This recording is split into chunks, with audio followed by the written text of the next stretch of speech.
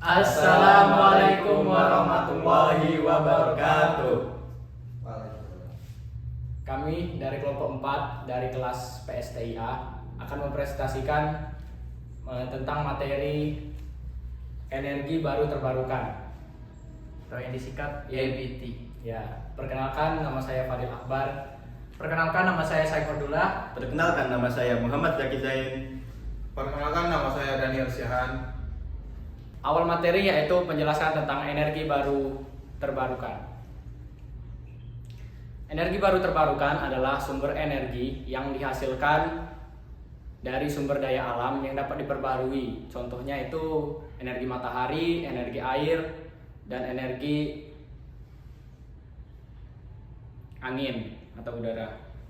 Mengapa energi baru terbarukan sangat penting di lingkungan? Karena satu, mengurangi emisi gas rumah kaca. EBT itu terdapat merupakan sumber daya alam yang dapat diperbarui, sehingga dia dapat mengurangi emisi gas rumah kaca yang dihasilkan oleh pembakaran bahan bakar. Jadi kalau udah ada EBT ini tidak perlu pembakaran bahan bakar fosil seperti minyak bumi dan batu bara bisa dikurangi. Kemudian yang kedua itu mengurangi ketergantungan pada sumber daya energi fosil, karena bisa mengurangi energi fosil itu merupakan energi yang tidak dapat diperbarui, jadi bisa mengurangi dengan menggantikan dengan EBT ini, energi baru terbarukan ini. Yang ketiga, meningkatkan kualitas udara. EBT tidak menghasilkan polusi udara, jadi bisa mengurangi pembakaran fosil yang tadi pada poin 1. Yang keempat, terdapat memberikan manfaat ekonomi. Industri EBT telah berkembang pesat selama beberapa tahun terakhir dan menawarkan banyak peluang bagi investasi dan penciptaan lapangan kerja. Terus yang terakhir itu ada meningkatkan kemandirian energi dengan memanfaatkan sumber daya alam yang tersedia. Terdapat tiga jenis energi terbarukan ini. Yang pertama itu energi surya. Energi surya itu dihasilkan dari energi sinar matahari. Energi surya itu bisa dijadikan listrik menggunakan panel surya. Terus yang kedua ada energi angin. Energi angin dihasilkan dari gerakan angin yang menggerakkan turbin angin. Jadi seperti di negara Belanda itu terdapat kincir angin yang menggerakkan kincirnya tersebut untuk menghasilkan energi listrik. Terus yang ketiga ada energi hidro. Energi hidro dihasilkan dari gerakan air yang menggerakkan turbin air. Turbin air mengubah energi kinetik air menjadi energi listrik. Energi hidro dapat digunakan untuk memasok listrik pada rumah tangga. Materi selanjutnya yaitu keunggulan energi terbarukan. Keunggulan energi terbarukan dibandingkan dengan sumber energi konvensional yaitu satu, ramah lingkungan. Energi baru terbarukan ini tidak menghasilkan polusi udara seperti asap. Sedangkan kalau konvensional ini dia menghasilkan asap seperti pembakaran batu bara. Yang kedua itu ketersediaan yang berkelanjutan.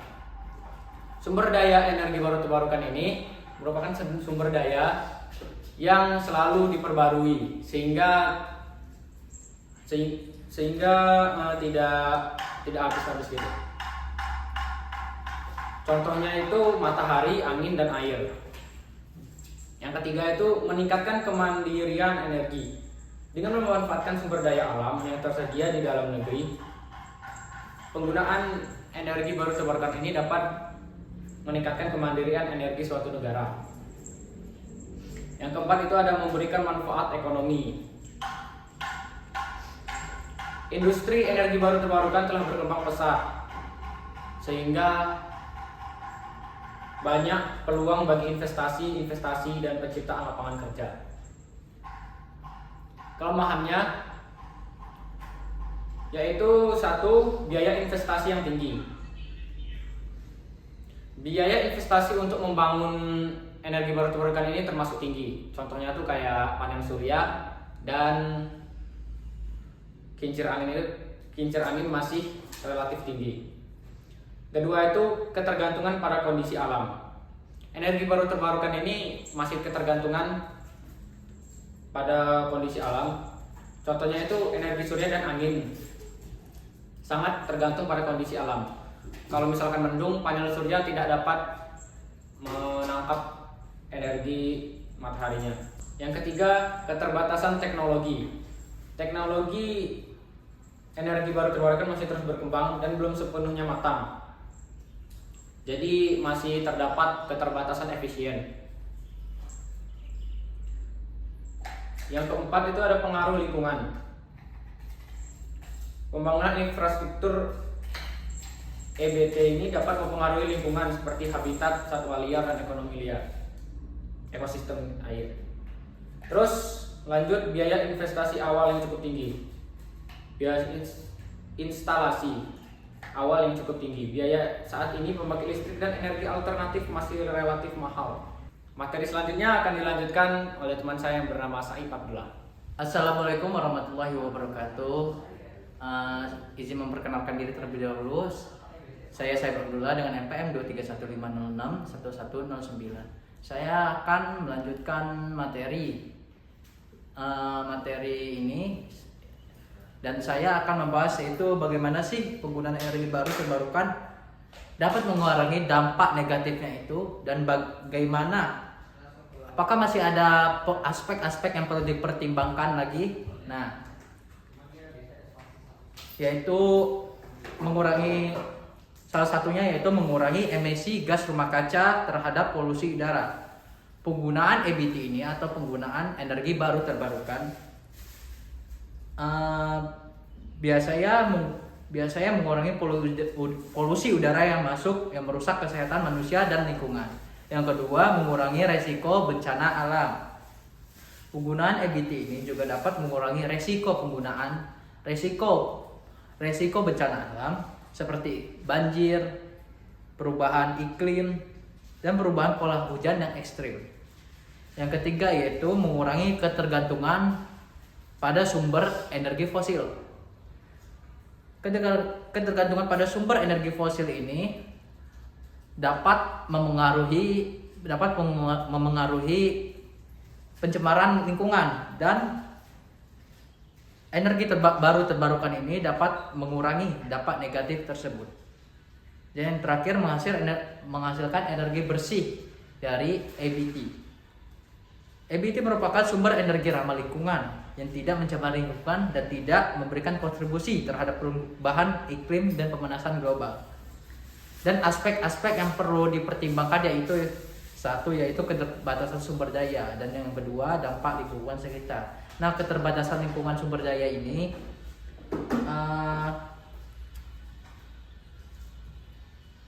berkelanjutan dan tersedia dan tanpa batas. Namun beberapa sumber energi terbarukan membutuhkan biaya awal yang relatif besar, modal yang besar, seperti pembangkit listrik tenaga air atau PLTA. Yang kedua, dampak lingkungan sekitar, yaitu penggunaan misalnya PLTA dapat menyebabkan genangan air dan memaksa penduduk sekitar untuk pindah. Dan soal yang kedua, bagaimana inovasi tersebut yang meningkatkan efisiensi dan keberlanjutan penggunaan energi baru terbarukan. Beberapa inovasinya yaitu satu, pengembangan kendaraan berlistrik seperti motor listrik, mobil listrik, dan lain-lain mampu mengurangi bahan bakar fosil. Yang kedua, inovasi teknologi yang dapat mengoptimalkan penggunaan sumber energi terbarukan dan mengatasi keterbatasan dalam penyimpanan dan pendistribusiannya. Yang ketiga, peningkatan efisiensi melalui inovasi di berbagai bidang seperti tribologi, energi, serta keberlanjutan. Dan yang terakhir, pengembangan proyek panas bumi dan teknik pengeboran. Itu dan pemantauan reservoasi yang lebih baik. Dan soal yang terakhir, apa sih peran masyarakat dalam mendukung penggunaan energi baru terbarukan ini dan apa langkah-langkah yang dapat diambil oleh individu dan komunitas untuk meningkatkan kesadaran dalam energi baru terbarukan ini. Peran masyarakatnya itu ada banyak ya, contohnya yaitu meningkatkan pemahaman tentang EBT individu dan komunitas dalam mempelajari lebih lanjut tentang EBT ini. Hal ini dapat membantu meningkatkan pemahaman tentang manfaat dan kegunaan energi baru terbarukan. Contohnya menggunakan panel surya untuk menghasilkan listrik atau menggunakan pompa air tenaga surya. Dengan menggunakan EBT ini, individu dan komunitas dapat membantu mengurangi penggunaan energi fosil dan mengurangi dampak negatifnya terhadap lingkungan sekitar. Sekian penjelasan dari saya. Penjelasan selanjutnya yaitu akan disampaikan oleh rekan saya yang bernama Zaki Zain. Saya mohon undur diri. Bismillahirrahmanirrahim. Assalamualaikum warahmatullahi wabarakatuh. Perkenalkan, nama saya Muhammad Zaki Zain, NPM 231506109. Di sini saya akan melanjutkan materi tentang energi baru terbarukan yang sebelumnya telah dijelaskan oleh rekan-rekan saya yang sebelumnya. Di sini saya akan menjelaskan tentang tantangan global apa yang dihadapi oleh pengembangan energi baru terbarukan. Yang pertama ada ketergantungan pada bahan bakar fosil. Jadi ketergantungan pada bahan bakar fosil masih tinggi di kalangan masyarakat seperti batu bara dan minyak bumi, sehingga memerlukan upaya untuk menyadarkan masyarakat akan pentingnya energi baru terbarukan ini. Lalu yang kedua ada biaya teknis dan regulasi dalam pembangunan infrastruktur. Biaya dari energi baru terbarukan ini masih sangat relatif tinggi sehingga kurangnya pengembangan dari teknologi EBT ini. Lalu yang ketiga ada ketidakstabilan pasar energi terbarukan yang masih relatif baru dan belum stabil. Dan juga ada rendahnya kesadaran masyarakat tentang pentingnya penggunaan EBT ini. Lalu ada kerjasama yang dapat membantu mengatasi tantangan global dalam pengembangan EBT seperti meningkatkan akses terhadap teknologi dan sumber daya yang dibutuhkan untuk pengembangan EBT. Lalu yang kedua, kita bisa meningkatkan investasi teknologi EBT seperti panel surya, turbin angin, dan turbin air. Yang selanjutnya, kita dapat meningkatkan kerjasama antar negara seperti pertukaran pengetahuan tentang energi baru terbarukan ini. Pada materi selanjutnya, kita akan membahas penerapan energi baru terbarukan yang ada di Indonesia. Indonesia memiliki potensi yang besar dalam menerapkan energi baru terbarukan. Karena Indonesia memiliki sumber daya seperti matahari, angin, air, dan biomasa. Lalu apa saja sih perkembangannya? Yaitu terdapat beberapa proyek EBT yang telah berhasil dikembangkan seperti pembangkit listrik tenaga surya atau biasa disingkat PLTS dan pembangkit listrik tenaga air yang biasa disingkat PLTA. Yang selanjutnya adalah tantangan dari penerapan energi baru terbarukan yang ada di Indonesia. Yang pertama adalah ketergantungan pada bahan bakar fosil yang masih tinggi, sehingga memerlukan upaya untuk meningkatkan bauran EBT pada keseluruhan pasokan energi nasional. Yang kedua ada tantangan biaya teknis dan regulasi dalam pembangunan infrastruktur energi terbarukan. Yang ketiga ada ketidakstabilan pasar energi terbarukan yang masih relatif baru dan belum stabil, sehingga pengembangan energi baru terbarukan ini belum merata ke seluruh Indonesia. Lalu yang terakhir, ada rendahnya kesadaran masyarakat akan pentingnya energi baru terbarukan ini, sehingga masih banyak dari masyarakat yang memilih untuk menggunakan bahan bakar fosil daripada menggantinya ke energi baru terbarukan. Sekian penjelasan dari saya. Setelah ini akan dilanjutkan oleh rekan saya yang bernama Daniel Siahaan. Terima kasih. Oke, selanjutnya masa depan energi terbarukan. Untuk pertanyaan A, berdasarkan tren dan penelitian terkini, apa sih yang kita prediksi yang akan menjadi energi baru terbarukan dalam masa depan dalam energi global? Nah, berikut ada beberapa prediksi nih yang diprediksi yang akan menjadi tren dan penelitian masa depan. Yang pertama itu potensi energi terbarukan. Seperti yang kita tahu di Indonesia banyak energi-energi yang terdapat di Indonesia yang kadang bahkan kita sendiri tidak sadar akan pemakaiannya gitu. Seperti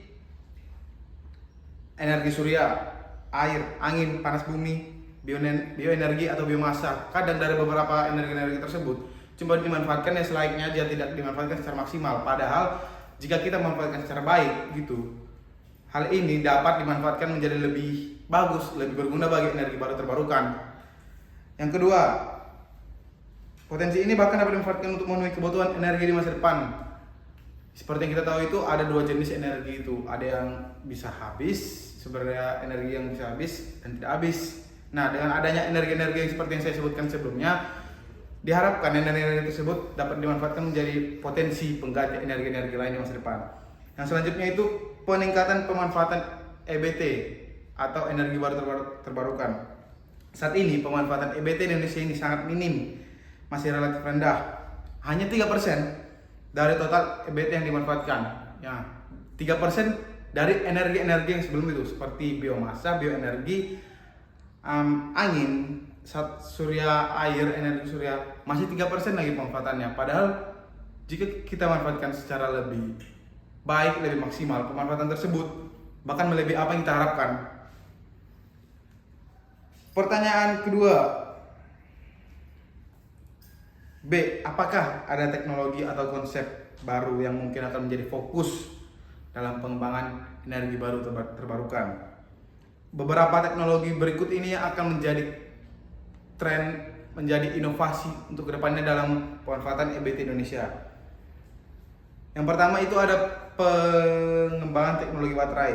Teknologi baterai diyakini akan menjadi faktor kunci penting dalam sumber energi EBT, terutama dalam hal penyimpanan akan energi. Inovasi dalam teknologi baterai akan memungkinkan EBT yang ada di Indonesia menjadi lebih terjangkau dan lebih ekonomis. Dengan hal ini, EBT yang ada di Indonesia ini pastinya akan dapat dipakai oleh seluruh kaum, tidak hanya kaum atas ataupun bawah, tapi secara merata seluruh masyarakat Indonesia. Kedua, pemanfaatan energi gelombang laut. Energi gelombang laut memiliki potensi besar sebagai sumber energi terbarukan di masa depan. Mengapa saya bilang begitu? Karena pengembangan teknologi dan penelitian bidang ini akan terus berlanjut meningkatkan pemanfaatan energi gelombang laut sebagai alternatif pengganti energi yang lainnya. Selanjutnya, pemanfaatan energi panas bumi yang seperti kita tahu belakangan ini bahwa energi panas bumi semakin meningkat, yang mana bahwa kita juga di Lampung ini merasakan efeknya gitu, merasakan kepanasan di bulan kemarau, padahal di bulan-bulan hujan, tetapi kita merasakan efeknya seperti efek bulan kemarau. Nah, pemanfaatan energi panas bumi ini akan membuka bisnis baru dan inovasi teknologi yang kompetitif. Diyakini akan mendorong pengembangan panas bumi sebagai sumber energi yang lebih besar di masa depan. Selanjutnya itu adalah pengembangan teknologi energi angin. Teknologi energi angin juga terus dikembangkan untuk meningkatkan efisiensi dan mengurangi biaya produksi. Salah satu inovasi terbaru adalah pengembangan turbin angin vertikal yang lebih efisien dan ramah lingkungan. Pengembangan teknologi energi matahari. Teknologi energi matahari juga terus dikembangkan untuk meningkatkan efisiensi dan mengurangi biaya produksi. Salah satu inovasi terbarunya yaitu pengembangan sel surya organik yang lebih murah dan mudah diproduksi. Nah, dalam pengembangan EBT tersebut, inovasi teknologi dan pengembangan konsep baru akan menjadi fokus utama dalam pemerintah serta kerjasama antara masyarakat Indonesia. Diharapkan dukungan kebijakan yang tepat, kolaborasi antara berbagai pihak, pemerintah, masyarakat, dan seluruh elemen-elemen yang ada dapat menjadikan energi-energi terbarukan Indonesia ini berguna bagi seluruh masyarakat Indonesia. Nah, masuk ke pertanyaan nomor 11. Kontribusi dunia teknik informatika pada bidang energi baru terbarukan. Berhubung kita berasal dari jurusan prodi teknik informatika, bagaimana sih? Apa kontribusi yang dapat kita lakukan atau praktisi yang sudah mendalami hal-hal tersebut di bidang teknik informatika? Ada beberapa yang telah dikembangkan oleh praktisi-praktisi TIK, seperti pengembangan sistem monitoring dengan kontrol.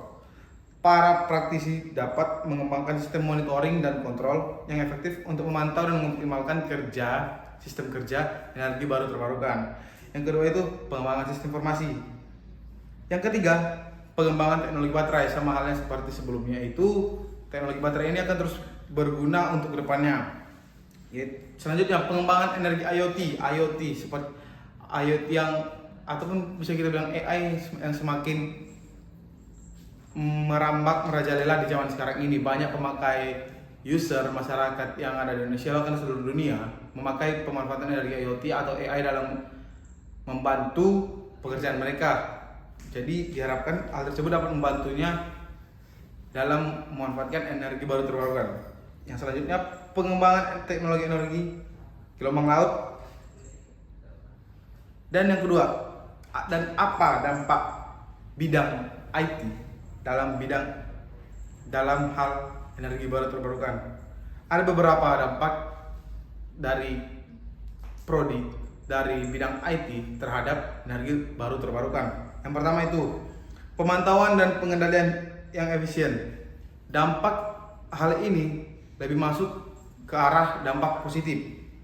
Yang kedua, integrasi energi terbarukan ke dalam jaringan listrik. Optimalisasi penyimpangan energi, analisis data dan pemeliharaan prediktif, dukungan untuk penelitian dan pengembangan, serta peningkatan komunikasi dan kolaborasi. Diharapkan dari dampak-dampak positif tersebut dapat membantu pemerintah dan masyarakat dan seluruh elemen masyarakat dalam memanfaatkan energi baru terbarukan untuk menghadapi sumber daya energi yang nantinya akan habis di masa depan. Nah, sekian dari presentasi kelompok 4 dari apa yang kami sampaikan. Semoga dapat menjadi pembelajaran bagi kita semua, pembelajaran bagi kami. Saya dan teman-teman saya mengucapkan sekian dan terima kasih.